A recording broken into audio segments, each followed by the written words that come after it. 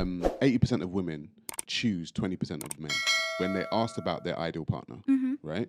So 80% of women, there's a pool of 20% of men, roughly, right, who women want, okay? So 80% of women are dealing with 20% of men. And that's the reason why women think that men are trash, because those 20% of men have 80% of women to choose from. So they're going to exercise, a lot of them are going to exercise those options with those 80% of women. So a lot of the time, when you were saying, oh, the men that I dealt with are trash, you're dealing with trash men. Yeah, of course. Right, okay, so when you say the majority of men are trash, you said the majority of men are trash. But it's not just my experience. No, but the majority of men are good men. The majority of men are good men, but like, you don't want those like men. one in three men are either virgins or haven't had sex in the past year. If girls wanted a guy that could be faithful, they could find one, but we don't want them. So if we're getting cheated on, it's literally our own fault because we pick the guys that can get a bunch of girls. Check your comments. Wait, are you on about like men in the UK? Men in the Western world. Western worlds, 1 in 3. What? Sorry, they're either virgins or haven't under 30. 1 in 3 men under 30 are either virgins or haven't had sex in the past year. So what I'm saying is like a lot of times girls will say things like men are trash, men cheat, but literally like only 5 to 15, maybe 20% of men can cheat. So if we're picking the guys that cheat, how can we complain when we get cheated on? You picked them. Because why would we pick men just because they don't cheat? We want men who don't cheat, who have a good job, who have everything else too. Right. But I'm saying if you wanted them, you would pick them. There are guys that have good jobs that don't cheat. You could get an engineer. You get a computer software engineer. They're not known for being dogs. There were 50 guys that you walked past today didn't even notice. You know those regular guys, the guys that work at Starbucks, the guys that are taking the bins out, the guys there's a guy in my front security desk. He's single. Right. You literally walked past 50 guys today that you did not even care about because they didn't match that top 20% of men that you're looking for. So why should we have to sacrifice the rest of what we want just because he doesn't cheat? Why does the top 20% have to cheat? That doesn't make sense. Just because they have everything else, they don't have to cheat. Like, you're asking men. Because I think you're living in a fairy tale. Because you lived in a Disney princess world that's told you can have everything. You don't get to have everything. I don't think you But can I'm saying men and women both have to compromise on things that they want. They probably want girls that haven't slept with 1 million people, but that's not really common in the Western world. So go ahead. Yeah, but you also have to look, what's the age category of the men that you're approaching? Because if they're 30 over, they should be much more mature than being trash. I don't think age makes a difference in maturity. Does. In men, 100%, $1,000,000%. Men underdeveloped if they do not get taken care of. 100%, every single male is underdeveloped if they do not get proper fathering. And then they grow up in a man's body that can kill people, and then they go out and become Neanderthals. And their minds are children. There you go. So are you saying that in order for a man to be a proper man, a good man, he needs to be raised by a mother and a father? 100%. Yeah, definitely.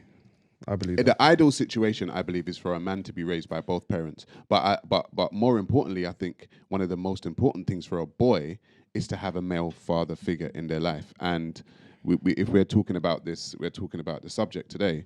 If you look at the media and you look at TV shows and you look at what is portrayed as a father figure, right, in TV shows and stuff like that, you look at The Simpsons, you can look at Family Guy, right? These are bumbling idiots. They're bumbling guys, and it's normally the women in the relationship, which is the smart ones. And they're like, oh, we know, those guys are stupid. And it's like, oh, I'm just going to be a bumbling idiot and just grab a beer and go and do. That is what women and men and young boys are being shown what a father is. And I think the masculinity when it comes to fatherhood has been removed from society, which is why we have such a problem with the young males. It also helps to know all the vice that is available at your disposal, the negative vice. If you know all of it, you can prevent your child succumb to that vice. That's important before it becomes the degenerate. It's easy to become in contemporary society. 100 years ago, we didn't have much to do. It was easy to be raised by a village if your father died. Your father dies now, you're selling crack. You're selling crack right now, not goats. So I want to go back to something you said. When you said you think the majority of men, did you say bad?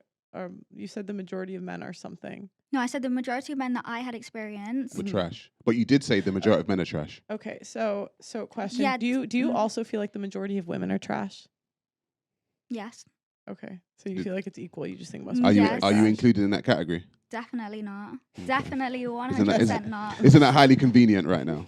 But that's the thing also, because I'm saying not all men are trash. I've come across a lot of really good, nice guys. A lot of my friends that are male, I wouldn't put them in the category of men are trash.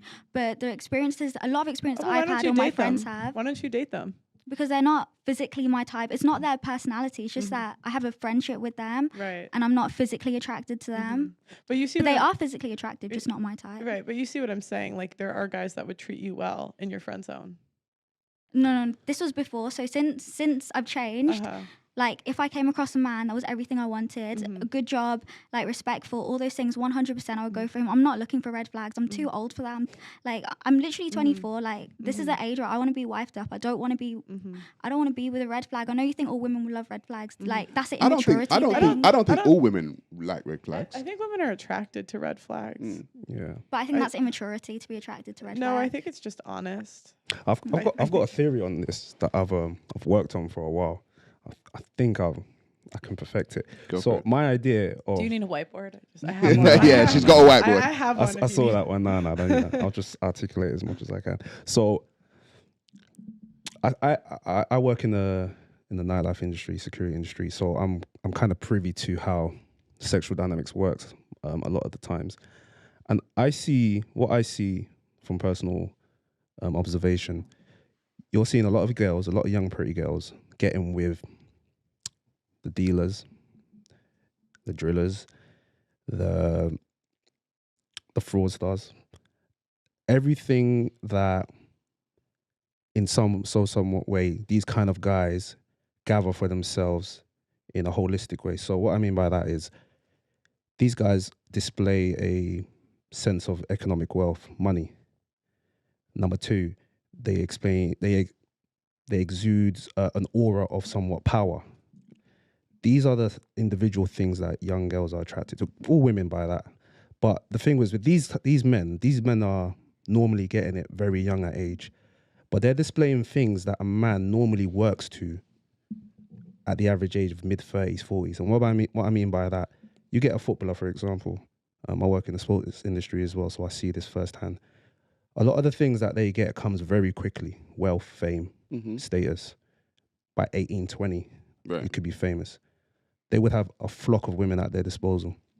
But the average man doesn't attain to this status until he hits his averagely mid-30s to 40s.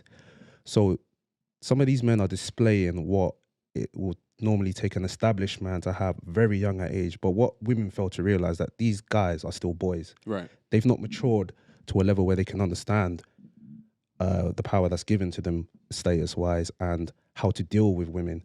And it's like blocking a man from a sweet shop all his life and allowing him. He's got to go crazy. There's no boy. I can relate to this at a young age. When you're afforded the ability to be attracted to women, you don't know how to handle it at times. So women get with these type of guys and complain. Why is this happening? But they don't know. A lot of these men who attain this somewhat street fame and financial status, they don't know that this comes short for a man in, say, his early 20s to these type of people, but they're still kids. So then what type of father would that child or that young man normally be? That goes on to my point of the subject. Normally, these guys are fatherless because from anecdotal and personal experience, I know guys like this. You know, I've grown up with guys like this, and I see it, and probably up until this day, I still see the fact that when there is a lack of father in the home, you don't have a good example. You don't have a example, so to speak, of how to be a man.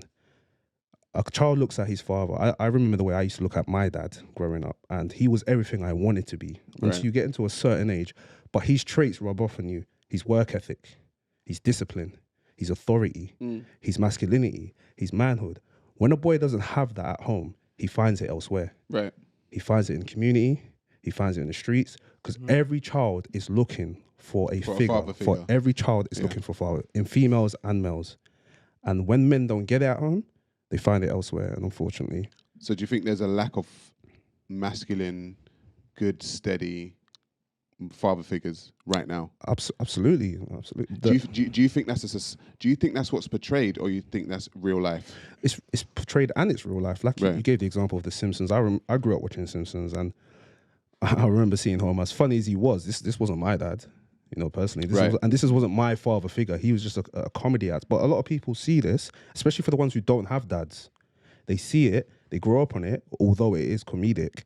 It is an example of how men are portrayed in society. And when they grow up without such a male figure that they can look up to, you get what you get.